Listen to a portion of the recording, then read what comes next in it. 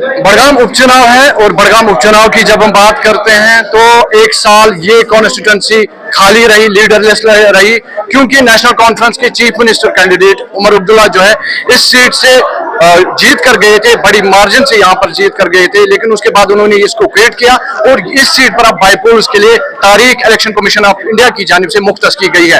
पहले कैंडिडेट है अवामी इत्तेहाद पार्टी के नजीर अहमद खान, जो कि यहाँ पर डीडीसी चेयरमैन भी रहे हैं, और ये आज इन्होंने इनको नॉमिनेट किया गया अपनी पार्टी की जानिब से। तो इनसे जानने की कोशिश करेंगे बड़गाम के असेंबली सेगमेंट 27 को ये कैसे देखते हैं, क्योंकि यहाँ पर नेशनल कॉन्फ्रेंस का दबदबा रहा, पीडीपी का कहीं पर अगर हम देखते हैं एक बड़ा रोल है इस बड़गाम कॉन्स्टिट्यूंसी में। अब की बार इनसे जानने की कोशिश करेंगे क्या नजीर अहमद खान के आने से बड़गाम असेंबली सेगमेंट में इनको लगता है कि कोई चेंज आएगी। खान साहब, मुख्तसर आपसे जानना चाहेंगे, पहले हम आपको मुबारकबाद देते हैं, आपको यहाँ पर नॉमिनेट किया गया एआईपी की तरफ से। आपसे जानना चाहेंगे बड़गाम की कॉन्स्टिट्यूंसी जो है नेशनल कॉन्फ्रेंस ने इसको क्रिएट किया, उसके बाद अब बाईपोल्स होने जा रहे हैं, क्या चेंज आपकी आने से यहाँ पर आ सकती है? देखिए, जहां तक जिले बड़गाम का ताल्लुक है, ये श्रीनगर के बहुत करीब है, लेकिन प्रॉपर डिस्ट्रिक्ट हेडक्वार्टर है ये, इसमें छोटे छोटे टेले हैं।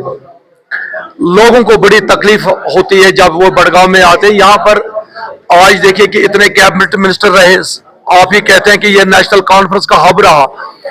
अंदाजा लगाइए आप कि आज तक हमें मिनी सेक्रेटरीट यहाँ नहीं मिला, जबकि फर्स्ट प्रायोरिटी पे होना चाहिए था बड़गांव में मिनी सेक्रेटरीट। क्योंकि आप हमारा देखिए तहसील ऑफिस कहाँ है, डिग्री कॉलेज कहाँ है, आप हमारा ये देखिए कहाँ कहाँ, ये हमारे एग्रीकल्चर का ऑफिस कहाँ पे है। इतनी तबाही है, मतलब पैदल चलना होता है, टेलों को पहाड़ियों को चढ़ना पड़ता है। आज तक किसी ने इस तरफ के एहसास नहीं किया कि एक दूर दराज इलाकों से गरीब लोग यहाँ आते हैं, उनको जितना वक्त यहाँ दफ्तरों में पहुंचने में यहाँ आकर लगता है, उसको दूर करने के लिए मेरा एक सबसे बड़ा प्लान होगा कि यहाँ एक मिनी सेक्रेटरीट कायम किया जाए। साथ साथ आपको मालूम है कि हमें हॉस्पिटल नहीं था आज तक। मैं शुक्रिया करता हूं इस लेफ्टिनेंट गवर्नर सिन्हा साहब का, जिन्होंने 2 साल के अंदर एज ए चेयरमैन मुझे ये डिस्ट्रिक्ट हॉस्पिटल दिया जो रेशीपुरा में, वहां पर बाकायदा फाउंडेशन स्टोन है जिस पर एलजी साहब के नाम के साथ एज ए चेयरमैन मेरा नाम कुंदा हुआ है। और आने वाले दिनों में मेरा सबसे बड़ा जो है, देखिए एजुकेशन सेक्टर में दूर दराज डिस्ट्रिक्ट के अंदर में यूनिवर्सिटी के सब ऑफिस है, और ये जो लाइन है कश्मीर का, आपका बड़गाम से महरूम है। आज तक इसने यहाँ क्लस्टर यूनिवर्सिटी का ब्रांच नहीं, कश्मीर यूनिवर्सिटी का ब्रांच नहीं, गुलाम शाह बादशाह यूनिवर्सिटी का ब्रांच, इंजीनियरिंग कॉलेज का ब्रांच नहीं। क्या किया इन लोगों ने? मैं एज ए चेयरमैन आज मैं नब्ज शनास हूं, ये चीजें सारे लाने में काबिल।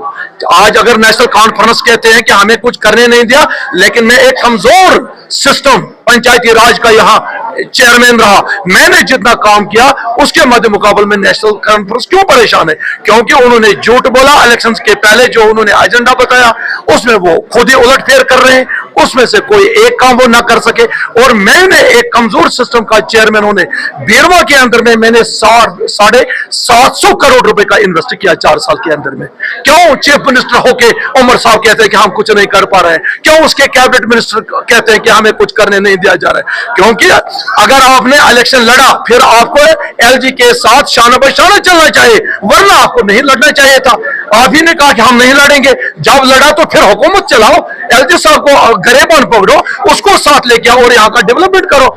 आप उधर से लड़ते हो, इधर से कुर्सियों पर बैठे हो, ये इनकी जमीर फरोशी है, ये कोई जेन्युइन चीज नहीं है। मैंने ऐसा नहीं किया, मेरा तालमेल रहा। 3 डिप्टी कमिश्नर चेंज हो गए, मेरी वाहवा हर्जा हुई, डिविजनल कमिश्नर, चीफ सेक्रेटरी। आप देखिए, मैं सबसे बड़ी अफसोस की बात है, आपके जो रिप्रेजेंटेटिव हैं यहाँ पर आज तक, मुझे एक दिखाओ पार्लियामेंट से लेकर असेंबली तक, क्या कभी आपने कोई देखा कि डीसी साहब के पास लोगों के मसाइल लेकर आए, डिविजनल कमिश्नर के पास गए, चीफ सेक्रेटरी के पास गए, गवर्नर साहब के पास गए? देखो, देने वाला मजबूर है दरवाजे पर आने के लिए, लेने वाला देने वाले को चाहे दे ना दे। लेकिन आप देखिए, पब्लिक रिप्रेजेंटेटिव जो होता है ये मांगने वाला होता है, मांगने वाला नरम होना चाहिए, क्योंकि उसकी परेशानी है, उसके मसाइल हैं, उसकी कौम पीछे है जो हाथ फैला फैला के डिमांड्स करते रहते हैं। आप कभी उनके साथ टकराव करते हो, जो देने वाले हैं उनका मुंह नहीं देखते हो, उनका दरवाजा नहीं खटखटाते हो. That is why National Conference is totally fail.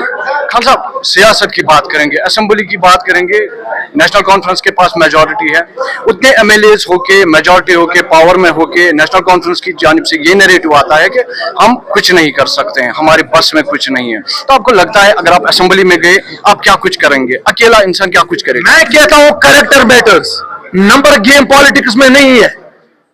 मुझे एक वाकया याद आता है, यूपी के अंदर में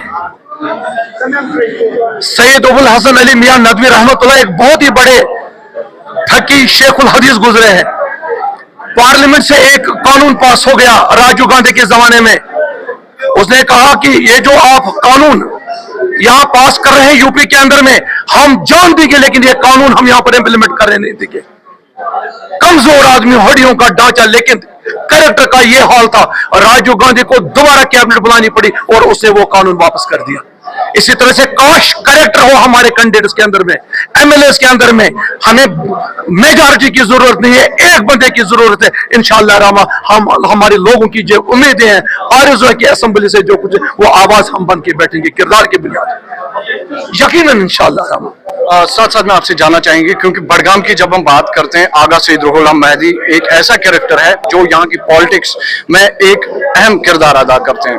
तो आपको लगता है आगा सईद रुहुल मेहदी जो है उसके आने से इस पॉलिटिक्स में चेंज आ सकती है, या अगर उन्होंने समर्थन किया किसी का भी, चाहे हम नेशनल कॉन्फ्रेंस की बात करेंगे या किसी कैंडिडेट का, उसके साथ आप कम्पीट कर पाएंगे या बाकी कैंडिडेट्स कम्पीट कर पाएंगे?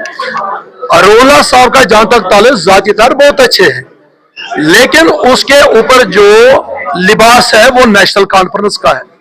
बाहर भी उसने कोई करतबा नहीं दिखाया. आज तक जो वो 3 बार एमएलए बने, पार्लियामेंट मेंबर बने, वो नेशनल कॉन्फ्रेंस की टिकट पे बने. अभी वो हमें देखना बाकी है कि जब वो अपने लेग्स पे खड़े होकर कुछ दिखाए, तब हम बता सकते हैं कि जाती तौर पे पॉलिटिकली कितने कामयाब रहेंगे रुहुल साहब. तब तक तो क्या कह सकते हैं जब तक वो नेशनल कॉन्फ्रेंस के अंदर में है, अभी तो वहीं पे है वो ना. शुक्रिया हमारे साथ बात करने के लिए और इतना वक्त देने के लिए. तो नाज़रीन, नज़ीर अहमद खान अवामी इत्तेहाद पार्टी के कैंडिडेट बड़गाम से रहेंगे बाईपोल्स के लिए. आज इनको नॉमिनेट किया गया है और यहाँ पर बहुत सारे इनके वर्करान भी आए हैं इनको कांग्रेचुलेट करने के लिए.